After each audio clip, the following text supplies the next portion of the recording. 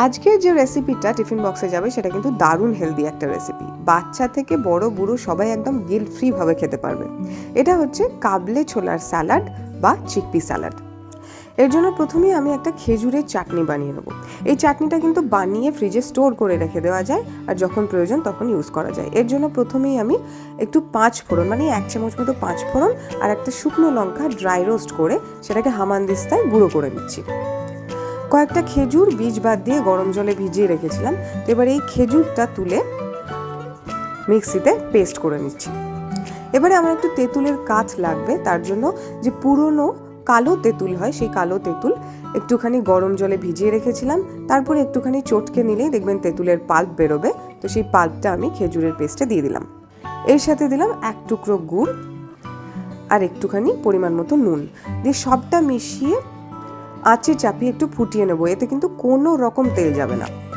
ভালো করে ফুটে গাঢ় হয়ে গেলে যে ভাজা মশলাটা বানিয়ে রেখেছিলাম, ভাজা মশলাটা গুঁড়ো করে রেখেছিলাম, সেটা দিয়ে দিলাম। দিয়ে ভালো করে মিশিয়ে আর একটু ফুটিয়ে নিলাম।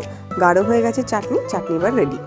এবারে কাবলি ছোলা স্যালাড, যেহেতু কাবলি ছোলা তো লাগবেই, কাবলি ছোলাটা 4 ঘন্টা মতো ভিজিয়ে রেখেছিলাম। তারপরে পরিমাণ মতো নুন মিশিয়ে সেটাকে প্রেসার কুকারে সেদ্ধ করে নিয়েছি।